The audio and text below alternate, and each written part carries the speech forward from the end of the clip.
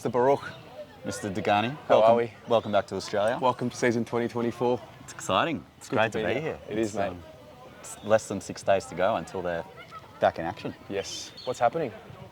Not too much. It's down at Icon Park again.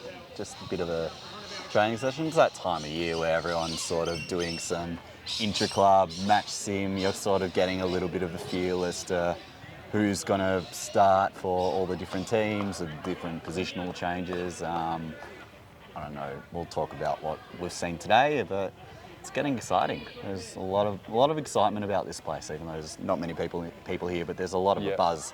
There's a buzz here. There's a bit of a buzz out there. There's plenty going on. It's funny how all the Carlton supporters who are in media found their way at the session today. Yeah, there was a bit of a mafia. There was myself, Chloe Williams from House of Footy Inner Sanctum, and Paolo. The big dog Paolo, the big dog Paolo, and big Nick Nerabontis, and Andrew Wu as well from The Age as well.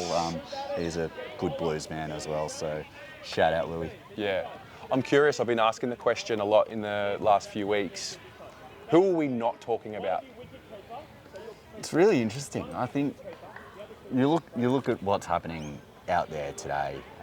There's a few of the guys that are sort of really fighting for their spot, and there's a lot of the guys that sort of miss out. So a lot of the talk's been around, who's going to come in, who's going to be the one to sort of take the group to the next level. And there's been a lot of talking about, Elijah Hollins has come into that mid-forward level, but for me, it's almost the small forwards, and watching a couple of them go about their business today. You've got the likes Orazio Fantasia's come in. He's looked fantastic again today. He looks like he'll certainly play one or two of those practice matches and really push his case for that opening round game against Brisbane. But then you've got the likes of Matt Owies, who missed out on the prelim final. Corey Durden's spoken about how he missed the run sort of at the back end of the year. He's had sort of that interrupted year and a bit now through injury, and really wants to get a part of that in a massive year for him. So I think they're kind of the guys that we're sort of looking at to try and really get a feel as to, well, how are we going to fill that extra void of kicking that extra 20 to 30 goals in the forward line, which is going to be missing Jack Silvani, of course. So it's about finding that other target and really finding that other X factor and avenue to get them through the big sticks. Is there anybody that you maybe weren't talking about as much towards the end of last year that now you've seen a few sessions and they've really started to catch your eye?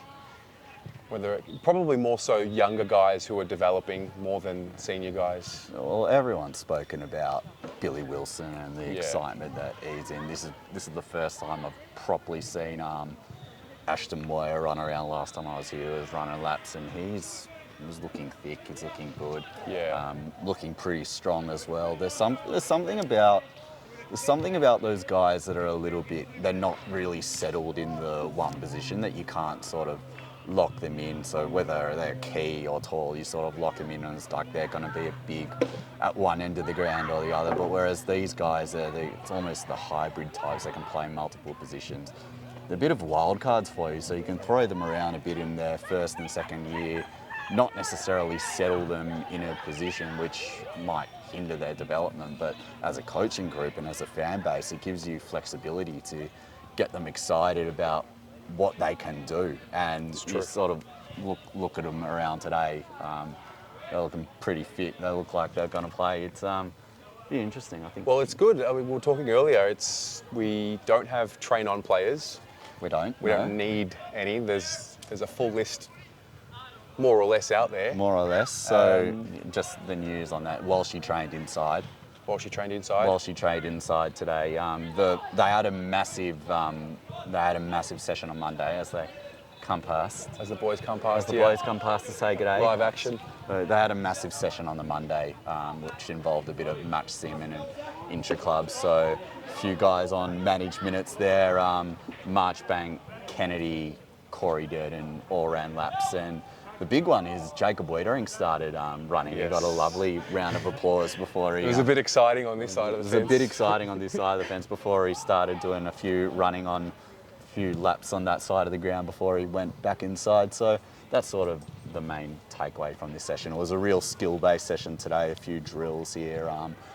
Tell you, what's excited me, though, there was one drill that they did, I'm not going to give too much away, but the running power on show at this club, I think you mentioned it when you had Juddy on, and he spoke about the running power, and you look at some of the guys that are going to filter through that side. So, knock on wood, all these guys have had a full pre-season. They get through the intra-club games. Thank you very much. We don't need what happened to Hawthorn yesterday. Oh my God, no, that's we so don't. Awful.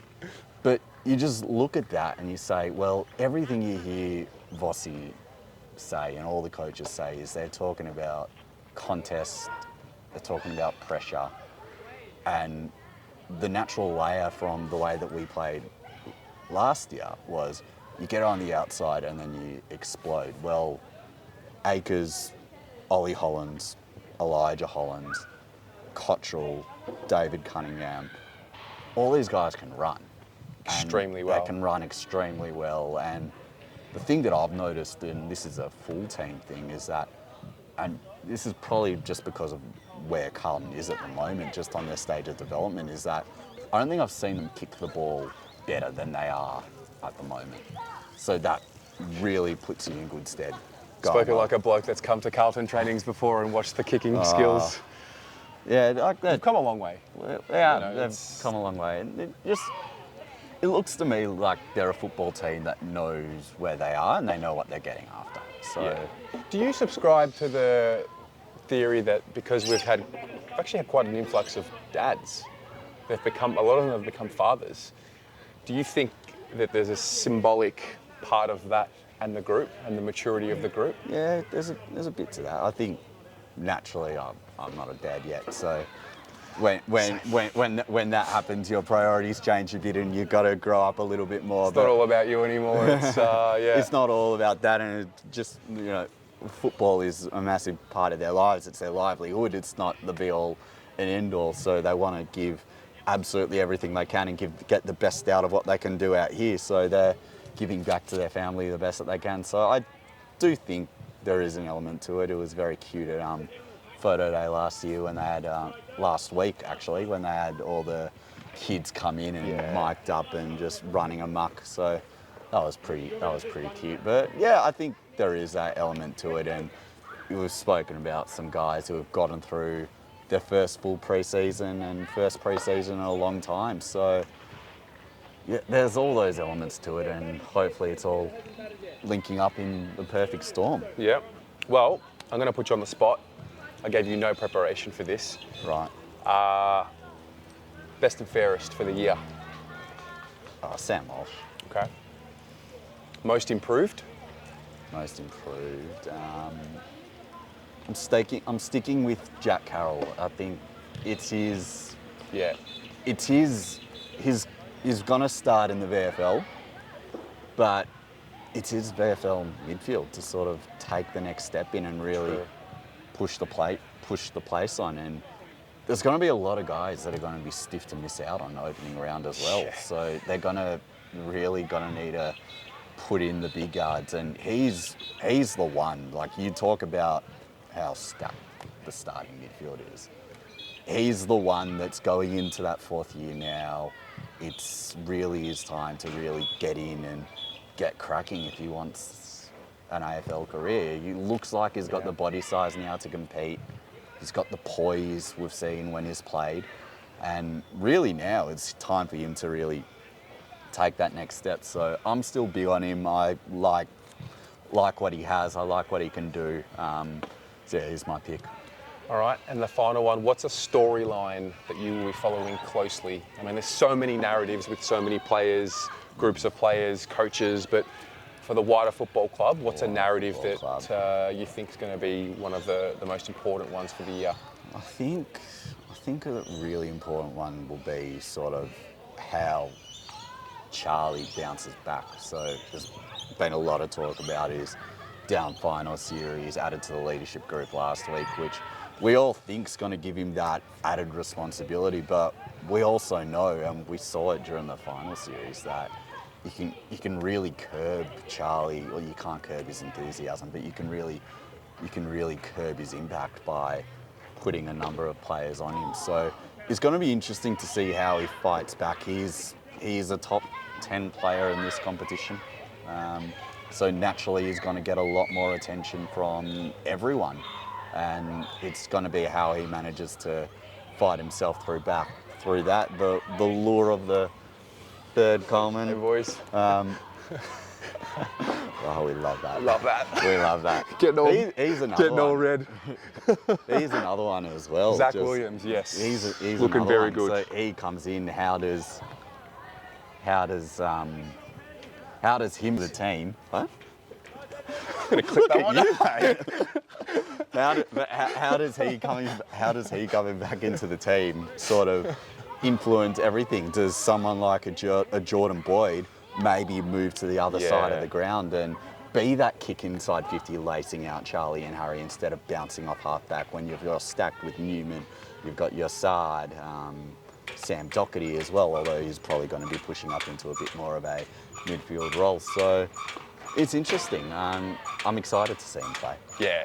Well, in my mind, you've got a Zach Williams right footer, Newman left footer, or Saad left footer. Yeah. And I just think that's going to work so well for us.